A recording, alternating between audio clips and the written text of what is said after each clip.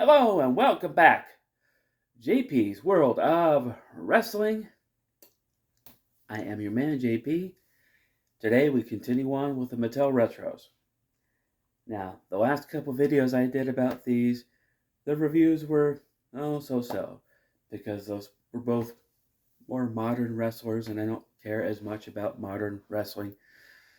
But today I'm talking about a guy that's not so much a modern wrestler, but this figure is kind of terrible, but it's this guy. Unfortunately, this is Goldberg. I say unfortunately because, in my opinion, Goldberg deserves a much better figure than this. It just does. I don't like these at all. I don't care for them. I never understood the point of these, and I never will understand the point of these. You know, the idea you're supposed to push him down like that, and he's supposed to jump forward. Why would you just use your hand if that's what you want? I don't get the idea of these power action moves. I mean, I kind of understood them like in the early 90s when they made them, just because that's where the toys were. But honestly, I don't know. That's not how you play with wrestlers. That's just not. I'm sorry. That's not how you play with them.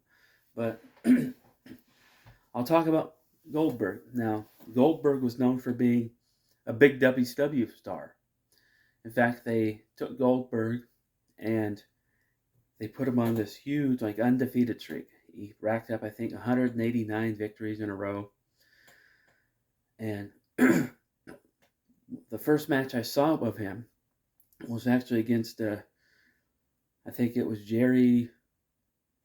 It was either Jerry Lynn or Jerry Flynn. There's a wrestler of each named Jerry Lynn and Jerry Flynn, but it was whatever one in WCW that was kind of a karate guy. But the first match I saw Goldberg was with that guy, and it was actually a realistic match. It was actually almost like an MMA match, where Jerry Lynn was trying to do these martial art kicks and moves, and Goldberg did a lot of like MMA style, like takedowns and stuff, but then Goldberg did the spear, and the spear, it was never a guy standing here and he runs and he like tackles you from your midsection like a football style spear, because Bill Goldberg played football. He played for the Buffalo Bills and the Atlanta Falcons. But then he got injured in football. He had to think of something to do. So somebody said, "Hey, why don't you wrestle?" He wasn't really a big wrestling fan until he was in it. But then he came to WCW. And like I said, he got into some notable feuds. One of them was with Bam Bam Bigelow. Another one was with Chris Jericho. And another one was with Hollywood Hogan. In fact, on a Monday Nitro, Hollywood Hogan put up his title against Goldberg on just the regular weekly show, and Goldberg won. Goldberg won the World Heavyweight title against Hollywood Hogan on their regular weekly television show, which some say was a mistake, but Eric Bischoff WCW was a TV company. He was all about TV ratings. He was all about that sort of thing. That's why he put it on Nitro instead of building up for a pay-per-view. But was it a mistake? I don't know. I'm not in the wrestling business, but nevertheless, so Goldberg was there until WCW was sold to WWE. Then he made his appearance in WWE, where he, feuded. Like his most notable feud was with Brock Lesnar. And him and Brock Lesnar had kind of a terrible match at WrestleMania 20, where both of them were kind of wrestling as sort of this invincible monster. And so neither one could really get an advantage. Goldberg finally won the match, and Stone Cold Steve Austin was the guest referee in that one. But then Goldberg went away, and then they brought him back years later as an opponent for Brock Lesnar, because Brock Lesnar had returned, and he was like just destroying everybody, but he was fresh off of MMA, so he didn't really have a very big move set. He did a lot of like belly to belly suplexes, and that was it. And so Goldberg comes in, wins the title from him in like 30 seconds. And then he's holds the title for a while, then Brock Lesnar eventually wins it back from him. Because they needed to bring in somebody that could beat Brock Lesnar. So they brought back Goldberg. Now I have to tell a story about when I met Goldberg. I met Goldberg during his WCW days, or this is post WCW. This is after WCW had went out of business, but myself, my brother-in-law, and his two kids, we went to this car show in Portland. And we went there because of the cars, but also because we heard that Goldberg was going to be there signing autographs. So we went to this car show, and with the intention of Goldberg being there, but Goldberg had been there for hours, and he was basically done signing autographs.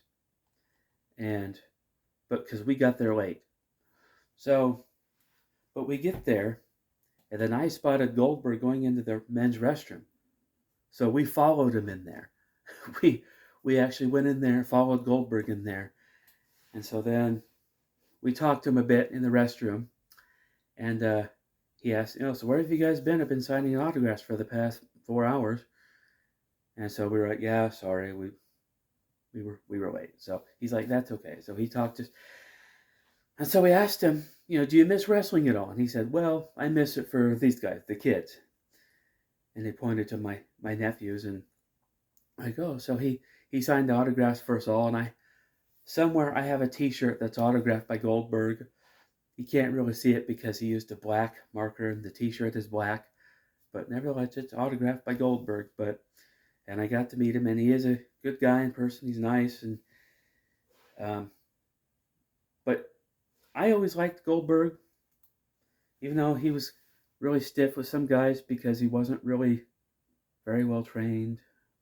But I know he kind of ended Bret Hart's in-ring career by kicking him in the head, like really hard. So to this day, Bret kind of holds a grudge. And I don't really blame Bret. I mean, that would kind of make me bitter as well. But, Goldberg wasn't careful, kicked Bret in the head. And there were times where Goldberg would kind of smash his head into things and like causing a cut or gash in his head. And he just, I don't know. Some of his opponents would say that he was kind of reckless. I don't know. I've never been a wrestler. I've ever been in the ring with him. But I think the scariest match I ever saw was during a modern match. I think it was at Crown Jewel. But Goldberg wrestled The Undertaker. And it just wasn't a very good match. Both guys got hurt. And it didn't go well at all. And unfortunately, when that match was over, you could see it on Undertaker's face that match was just, it wasn't good. And both these guys were veterans, so both of them should have been able to have a pretty good match, but they were also both aged, and they were both kind of old. So anyway, but that was kind of a bad match, and I know since then they've tried to bring Goldberg back a couple times, but nevertheless, like I said, this action figure is terrible, in my opinion. And I think Goldberg deserves a better figure. But that's just me. And everybody knows my position on this style of figure who's watched this channel. I don't like these. And I don't understand the point of them. I just don't, personally. Nevertheless, Goldberg. And that is going to do it for this video. So if you're new here, go ahead and like and subscribe and share, and I will see you next time.